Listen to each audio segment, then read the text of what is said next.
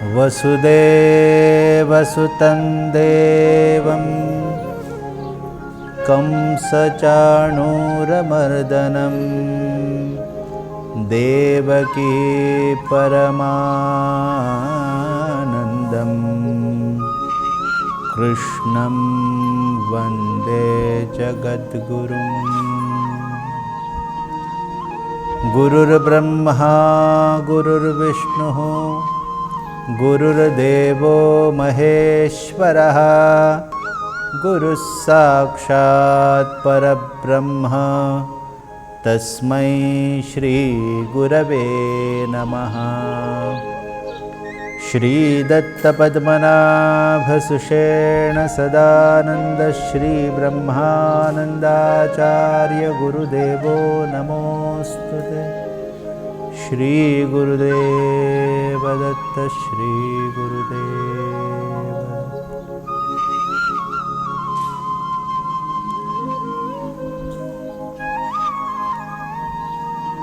आप सब लोगों को प्यार भरा जय सच्चिदानंद।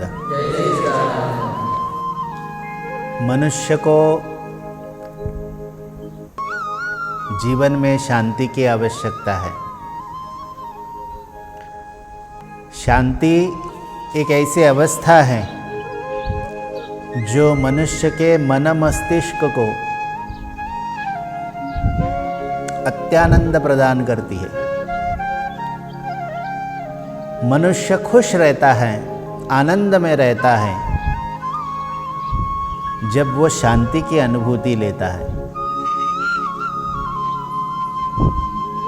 क्या करना होता है इस शांति की खोज में, क्या किया जाता है जिससे मनुष्य शांत हो जाए, शांति की अनुभूति हो जाए। ये बहुत ही सुंदर एवं मनुष्य को आनंद प्रदान करने वाला माध्यम बनाया गया है। जब जब मनुष्य अशांत हो जाता है, जब जब मनुष्य अलग अलग कामों में, अलग अलग विषयों में बुरी तरह फंस जाता है, तो वो ज़्यादा से ज़्यादा और भी विचलित हो जाता है। कर्म तो करना ही पड़ता है, लेकिन ये कर्म करते करते उस कर्म में इतना लिप्त हो जाता है कि मनुष्य को पता भी नहीं चलता उस कर्म ने उसको ग्रास लिया है, उसको पूरा अपनी ओर खींचकर अपना खुद का अस्तित्व भी मिटा चुका है। ये है कर्म की श्रेष्ठता, कर्म की महानता, कि मनुष्य खुद भी कर्म करते हुए भी उस कर्म से अलिप्त नहीं हो पाता, और इसीलिए वो शांति की खोज में रहता है। अशांत जीव जो हैं, अशांत मनुष्य कर्म में बहुत उलझा रहता है। श्रीमद् भगवद गीता, जिसकी महिमा हम सब लोग जानते हैं, दुनिया भर के लोग जो अशांत हैं वो भगवद गीता की ओर आकर ही शांत हो जाता है। बहुत लोगों ने भगवद गीता पर भाष्य किया, अपने विचार रखे। सारे विचार मनुष्य को शांति प्रदान करने वाले। जो भगवद गीता की ओर गया वो शांति पाकर ही शांत हो गया। इसलिए आज के ज़माने में भी, इस काल में हमें श्रीमद् भगवद गीता की ओर जाने की आवश्यकता है। सारे जितने भी लोग हैं, बस हिंदू ही नहीं, सनातन धर्म में जितने लोग आस्था रखते हैं, चाहे कई पंथ रहेंगे, कोई भी धर्म में रहेंगे, लेकिन श्रीमद् भगवद गीता उसको राह दिखाने के लिए सक्षम है, काबिल है। श्रीमद् भगवद गीता सारे धर्मों का सार, सारे पंथों का सार, सारे जीव जंतुओं का सार और सारे प्रकृति का जितना भी सार है, श्रीमद् भगवद गीता ही आपको पूरी तरह से सार पान कर सकती। चाहे वो बिजनेसमैन हो, चाहे वो प्रोफेशनल हो, चाहे वो धार्मिक हो, चाहे वो कर्मठ हो, चाहे वो कर्म में आस्था रखने वाला हो, कर्म योगी हो, जो हो जाए, जिसकी जिसमें मति हो, आवश्यक है कि वो सच्चा ज्ञान स्वीकारने वाला हो। उसको भगवद गीता शांत कर सकती है, आनंद प्रदान कर सकती है। ऐसा महात्म्य श्रीमद् भगवद गीता में है, क्योंकि ये श्रीमद् भगवद गीता दुनिया को ईश्वर ने बताई है। जो सारभूत ज्ञान है वो श्रीमद् भगवद गीता में रखा है। इसलिए चाहे बच्चा हो या बूढ़ा हो, स्त्री हो, पुरुष हो, बाल हो, वृद्ध हो, कोई भी हो, जब जब किसी अवस्था में फंस गया उसको भगवद गीता पढ़नी चाहिए। हमारे गुरुदेव सारे लोगों को बताते थे अपने प्रवचनों में, निरूपण के समय, कि आप भगवद गीता अपने पास रखिए, श्रीमद् भगवद गीता अपने साथ रखिए। जब जब कोई प्रसंग आए, जब जिस स्थिति में आप रहे, उस वक्त वो भगवद गीता का पठन करें, पाठ करें। वो आपको जीवन में हर वक्त संभाले। श्रीमद् भगवद गीता साक्षात भगवत स्वरूप है, ईश्वर का ही स्वरूप श्रीमद् भगवद गीता है। सर्वोपनिषदो गावो दोग्धा गोपालनंदनम पार्थो वत्स सुधीर भोक्ता दुग्धं गीतामृतम महत। श्रेष्ठ महत सारभूत जीवन आनंदी करने वाला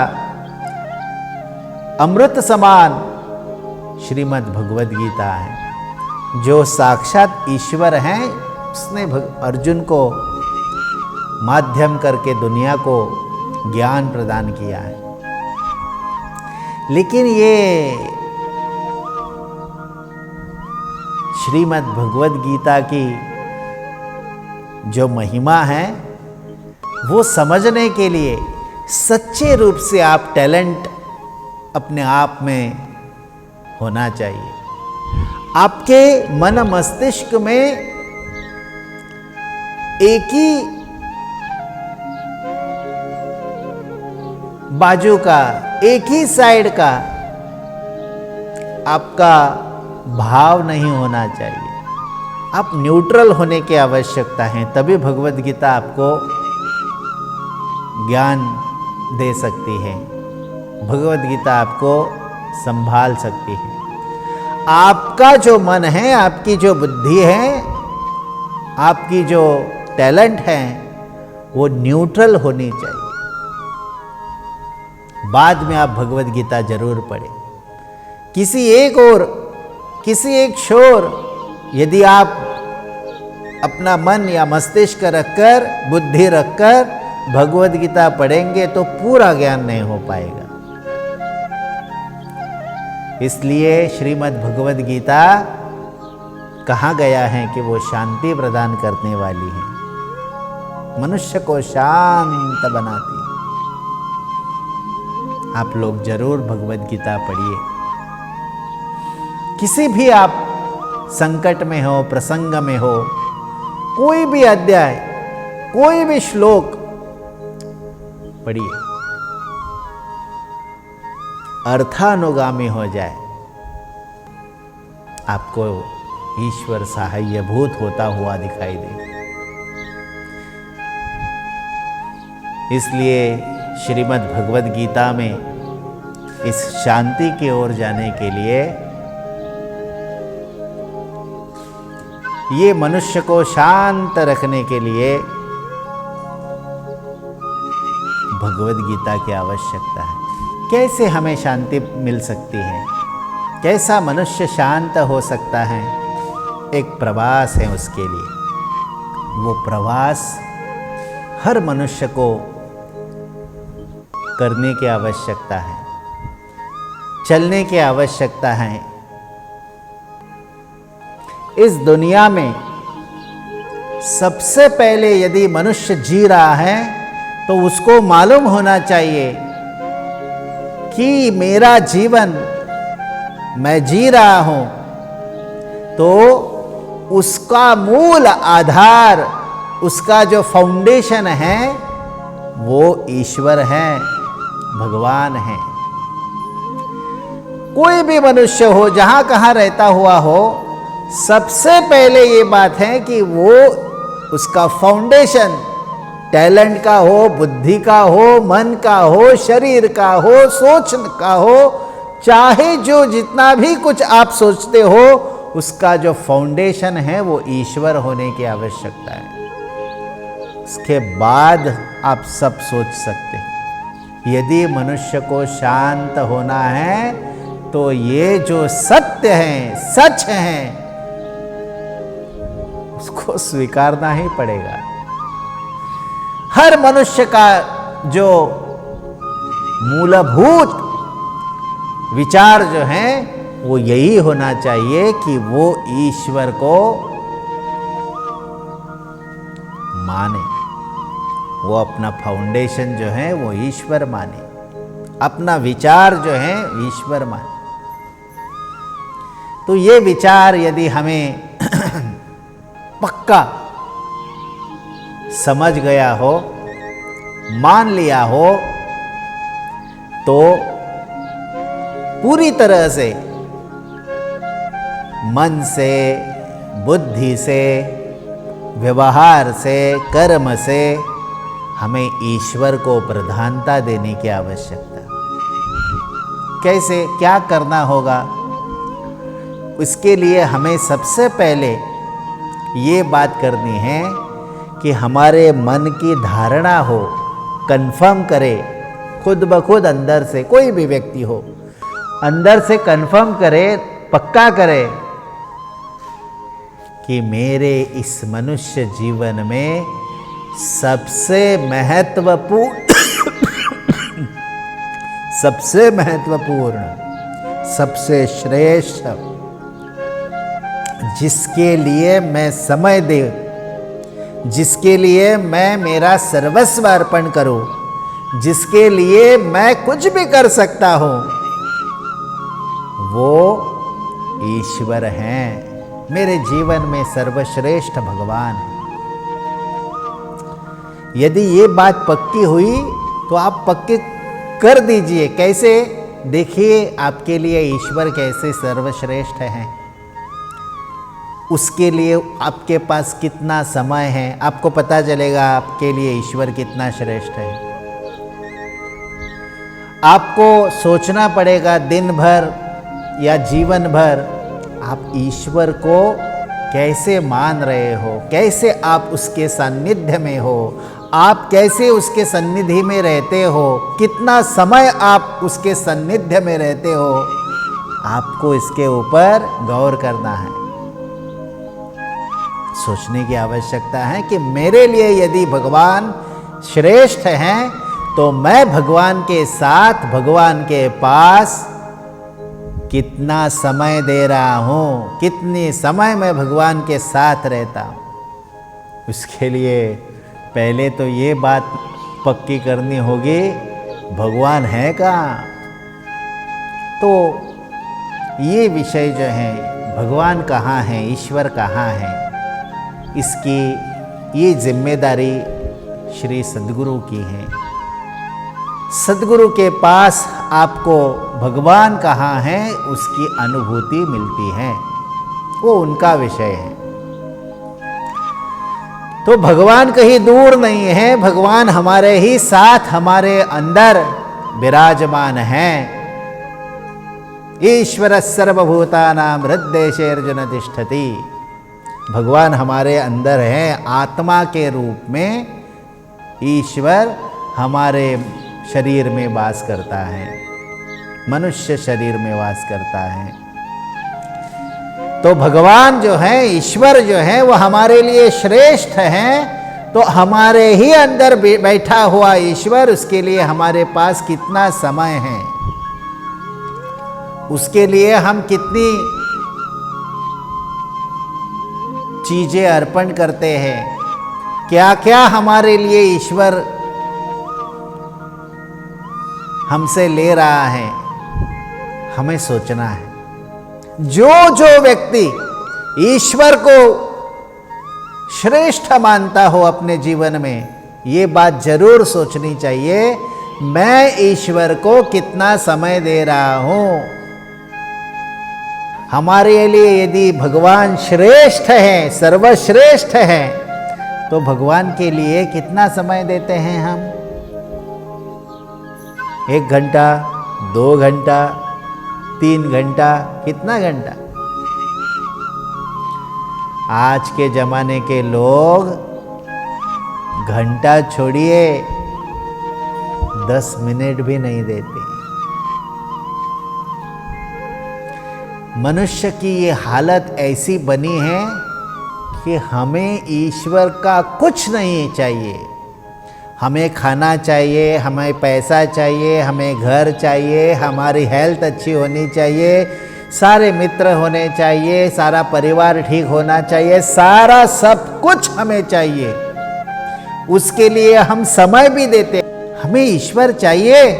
एक बार शांत होकर आप सोचिए और पूछिए खुद को, जरूर आपको आंसर मिलेगा, उत्तर आपके सामने होगा। यदि आप न्यूट्रल हैं, किसी एक छोर में या विचलित अवस्था में नहीं, शांत होकर आप सोचिए, आपको जरूरी है ईश्वर, आपको आवश्यक है ईश्वर। आप शांत होकर जरूर विचार करें। हर मनुष्य, कोई भी हो, कोई प्रोफेशनल हो, डॉक्टर हो, इंजीनियर हो, या और कोई धार्मिक हो, संत हो, महात्मा हो, कोई भी हो, खुद को पूछिए, मुझे ईश्वर की आवश्यकता है? आपको आंसर मिलेगा, हाँ मुझे ईश्वर चाहिए, लेकिन मैं ईश्वर के लिए करूंगा कुछ नहीं। सारा जो कुछ है मैं वो व्यवहार का करूंगा, मेरी रुचि व्यवहार में रहेगी। मेरी ईश्वर छोड़कर सब पर रुचि है, सब कुछ मुझे चाहिए, ईश्वर नहीं चाहिए। लेकिन ये बात मानेंगे नहीं। हमने कब कहा कि हमें ईश्वर नहीं चाहिए? हमें चाहिए। तो उसको बाद में पूछा कि आप समय कितना देते हैं जो चाहिए उसके लिए? वो थोड़ा सा हमसे गलती होती है, लेकिन ये गलती हम मरते दम तक करते रहते, ये हमारी आदत है। और यदि ये संसार करते करते करते करते करते करते यदि हम किसी संकट में, परेशानी में डूब गए, तो हम सारा काम छोड़ते हैं और ईश्वर को प्रार्थना करते हैं, भगवान हमें आपके बिना कोई ही नहीं है।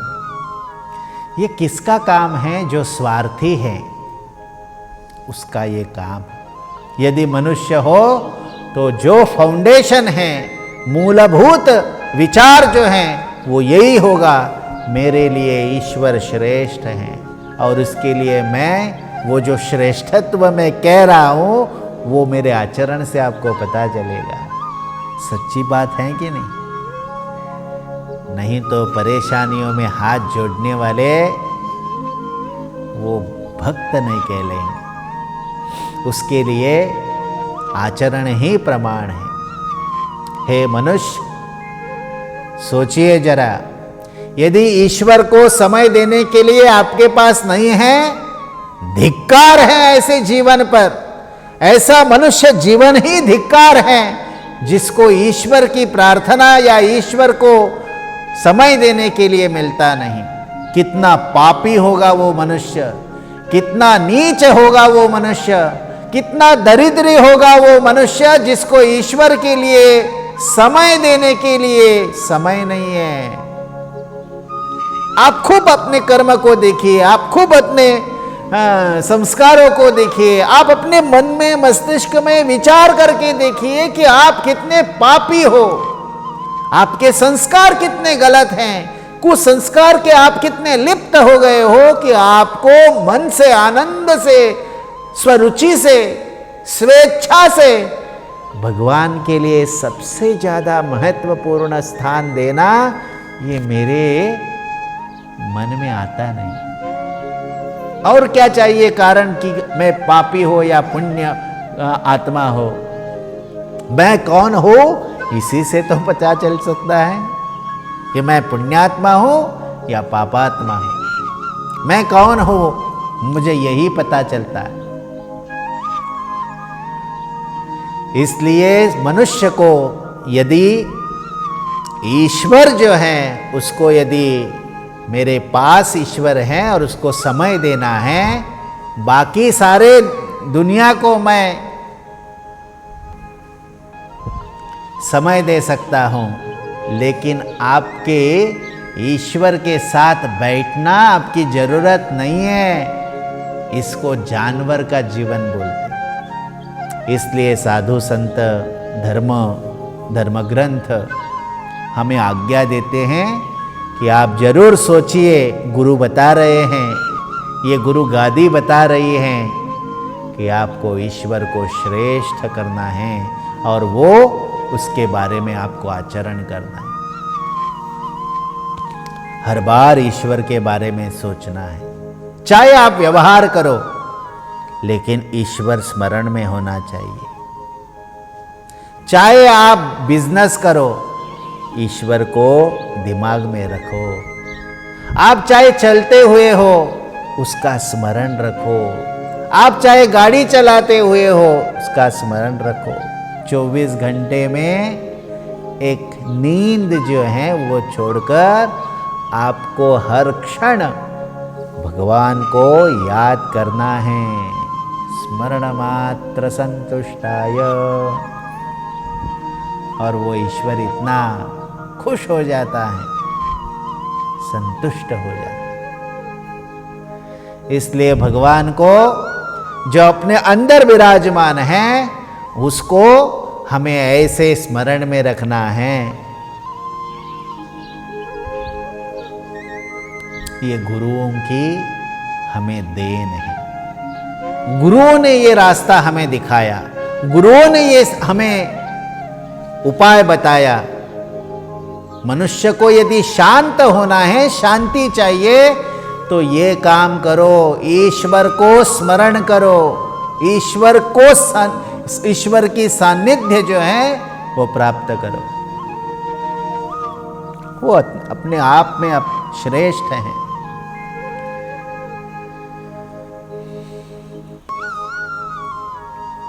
इसलिए ये जो ईश्वर का स्वरूप का हमें ज्ञान हो, ईश्वर की हमें अनुभूति हो या ईश्वर समझे, ये गुरुओं का, सद्गुरुओं का विषय है। तो उनके पास जाकर ये ईश्वर का ज्ञान जो है वो ज्ञान हमें प्राप्त करना है।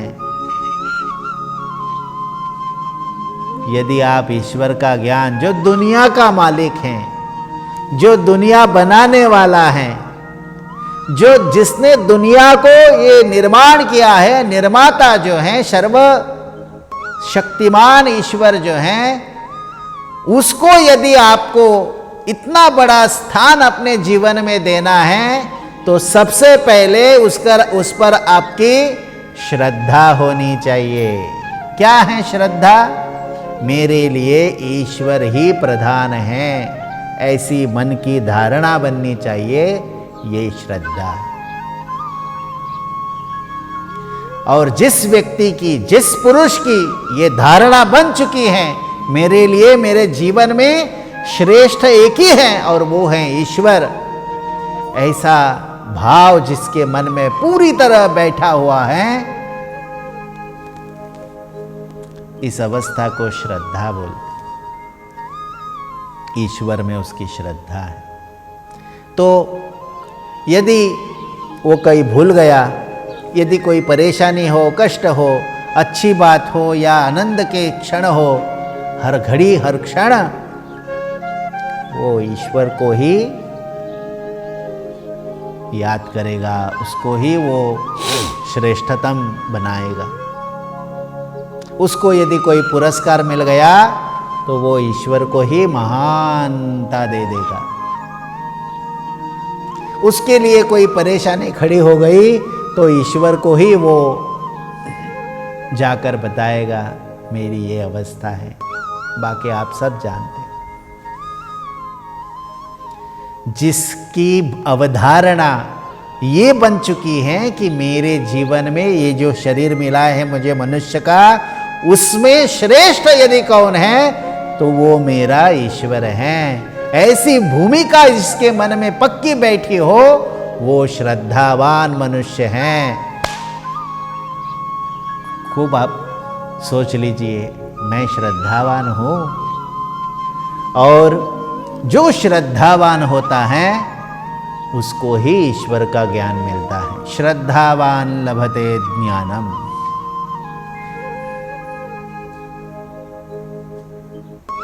यदि गुरु ने बताया कि ये आत्मा जो है वो ईश्वर हैं, लेकिन मेरी श्रद्धा नहीं है, उन्होंने बताया है, मुझे मालूम भी पड़ गया है, लेकिन श्रद्धा नहीं है, तो वो भाव, वो अनुभूति मुझे नहीं मिलेगी। जैसे कि मालूम होगा कि गुड़ जो है वो मधुर है, लेकिन मालूम है, मैंने कभी अनुभव नहीं किया है, वैसे होगा। मालूम है गुड़, बहुत से लोगों ने भी बताया है कि ये गुड़ होता है वो बहुत स्वीट, मधुर, रसीला होता है, बहुत टेस्टी होता है। बहुत लोगों ने बताया, मैंने सालों से सुना है, लेकिन कभी मैंने वो चखा नहीं है, स्वाद मैंने नहीं लिया है कभी। ये बात जैसी हुए वैसे ही मुझे मालूम है ईश्वर जो है वो श्रेष्ठ है। मुझे मालूम है ईश्वर श्रेष्ठ है, उसको सम्मान देना है, उसको स्मरण करना है। मुझे मालूम है ईश्वर कहाँ है, मुझे मालूम है उसको कैसे भजना है, पूजना है, सम्मान करना है, मुझे मालूम है, लेकिन मैंने कभी किया नहीं है। इस अवस्था में हम सब लोग हैं। जैसे उसने गुड़ चखा नहीं है, वैसे ईश्वर के अब तक अनुभूति नहीं की है अंदर ही, हमारे ही साथ ईश्वर है, लेकिन हमने कभी अनुभव नहीं किया। क्यों? हमने जो गुरुओं ने बताया उस पर श्रद्धा नहीं रखी। ये ही मेरे लिए सब कुछ है, ऐसे गुरु वचनों पर श्रद्धा नहीं है। ये ही सर्वश्रेष्ठ है, ऐसा पक्का गुरु विश्वास जो है, गुरु वचनों पर जो भाव होना चाहिए वो अभी बना नहीं है। इसलिए जो पता दिया है उस पर जाने के लिए मन नहीं करता। श्रद्धावान लभते ज्ञानम। ऐसी धारणा करो कि आपकी धारणा जो है वही श्रद्धा बन जाए। श्रद्धावान बनो, यानी मेरे लिए ईश्वर ही सब कुछ है, ऐसी धारणा पक्की करो। ये करने के लिए पैसों की जरूरत नहीं है। ये करने के लिए एक स्त्री, पुरुष, बाल, वृद्ध कोई मर्यादा ही नहीं है। आप अभी कायम कर दो, पक्का कर दो कि ये बात जो है वो मेरे लिए श्रेष्ठ है, हो गया। और वैसे जीते जाओ। अभी मेरे दिमाग में ये बात चल रही है कि मैं श्रद्धावान तो हूं जरूर, ऐसा ही है मेरा जीवन, लेकिन बस श्रद्धा ही सब कुछ नहीं है। श्रद्धा मेरे लिए है, मेरी पक्की धारणा भी बन चुकी है, लेकिन श्रीमद् भगवद गीता कहती है श्रद्धावान लभते ज्ञानम तत्पर संयतेन्द्रियः। जो हमारे जो हाथ पैर कान नाक आंखें ये जो हैं जिसको हम इंद्रिय बोलते हैं, ये सारी हमारी जो पंच कर्मेंद्रिय पंच ज्ञानेन्द्रिय अंतःकरण पंचक इत्यादि जो इंद्रिय हैं, ये सारे इंद्रिय संयमित होनी चाहिए। तत्पर संयतेन्द्रियः। कितनी बारीक विचार किया गया है। देखिए, ये है सनातन धर्म का सनातनत्व। ये श्रेष्ठत्व है विचारों का। विचारो ही औषधम। जो मनुष्य जी रहा है उसको श्रीमद् भगवद गीता कैसी रसपान कर रही है। देखिए, मैं बड़ा हो चुका हूं, मेरी इंद्रियें भी बढ़ चुकी हैं, मेरे लिए सब कुछ ज्ञान मिल रहा है, सारे दुनिया भर को मैं उपदेश करता जा रहा हूं कि लेकिन मेरी इंद्रिय जो है वो कंट्रोल में नहीं है। सोचने की आवश्यकता। तत्पर होना चाहिए, श्रेष्ठ लगना चाहिए कि इंद्रियों पर कंट्रोल होना ही होना है। संयम से ही इंद्रियों का संवहन होना ही होना है।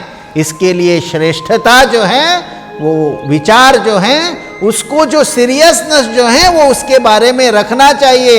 ज्ञानी बन गया है, श्रद्धा है, ईश्वर के बारे में बहुत तपस्या कर रहा है, लेकिन इंद्रिय जो है वो कंट्रोल में नहीं है, नहीं चलेगा। शब्द स्पर्श रूप रस गंध ये जो विषय हैं उस पर इंद्रिय जो है उसका कंट्रोल होना चाहिए। कोई भी बोलेगा वाह वाह वाह वाह वाह अच्छा करता है, वैसा करता है, ये करता है, वो इतना श्रेष्ठ है, उसके पास इतना है, वो है, ये गया काम से।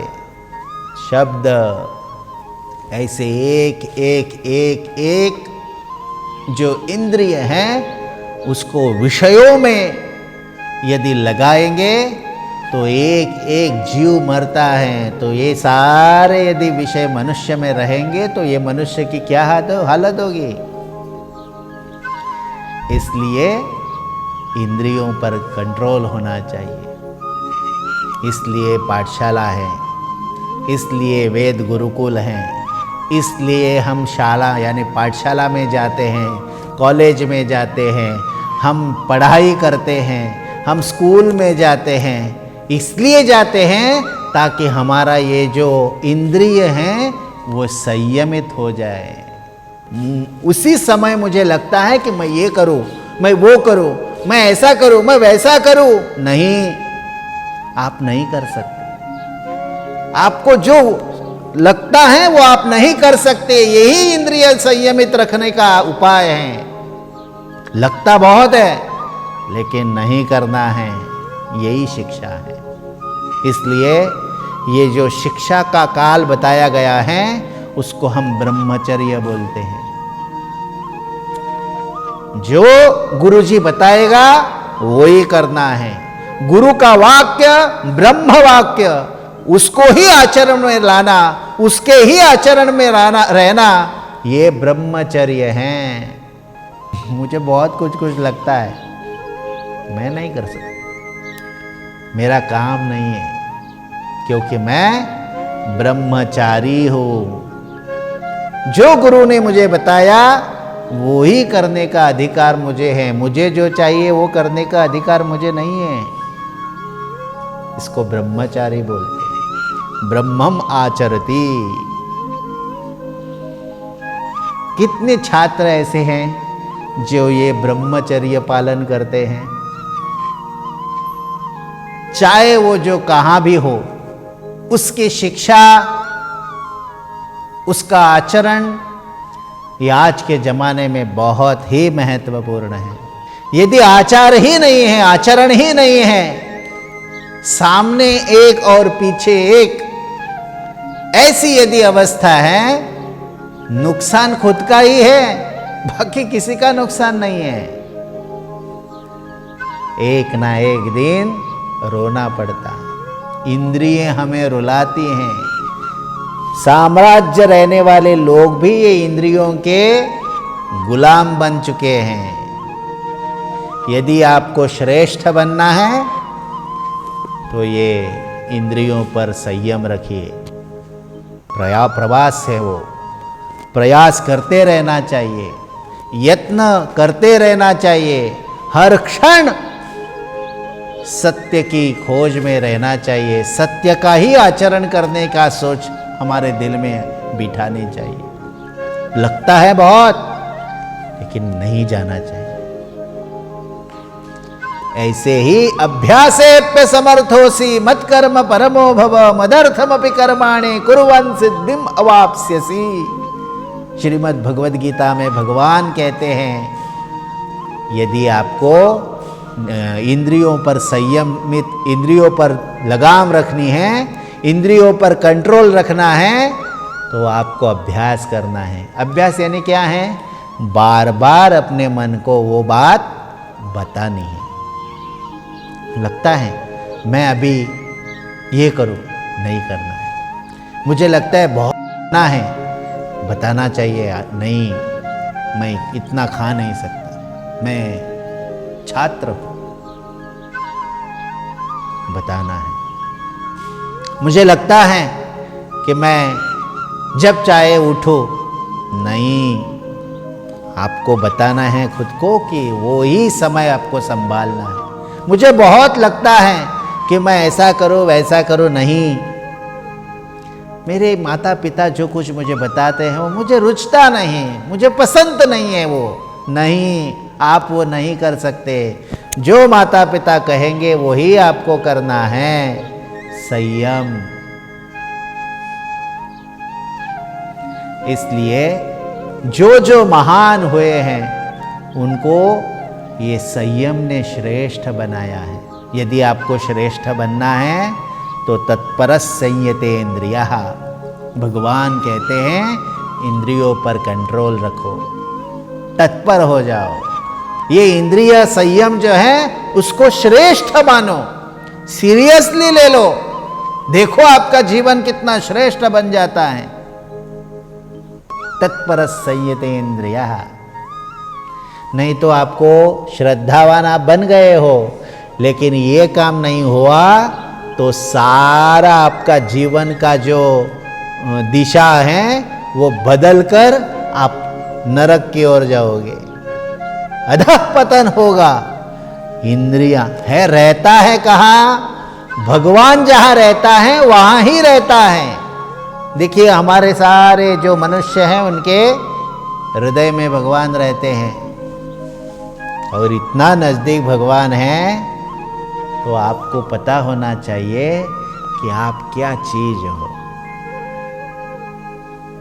कहाँ आप और कहाँ वो पापी जानवर।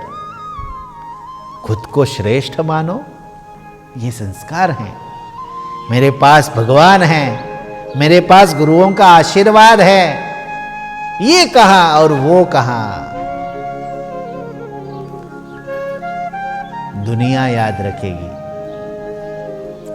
आपके आचरण को ही लोग प्रमाण दे देंगे। इसलिए तत्परस् संयतेन्द्रियः, इंद्रियों पर संयम होना चाहिए। यहां श्रद्धावान हो गए तो यहां ये नियम है कि आपको इंद्रियों पर संयम रखना है। ऐसा हुआ, ये दोनों बातें हो गई, यहां श्रद्धावान भी हो गया और ये इंद्रिय भी संयमित हो गई। तो वो जो आप अनुभूति ईश्वर की लेने के लिए, या ईश्वर ही आपने जो श्रेष्ठतम अपने जीवन में माना गया है, तो वो अनुभूति आपको मिल जाएगी। ज्ञानम लब्ध्वा परम शांतिम अचिरेणाधिगच्छति।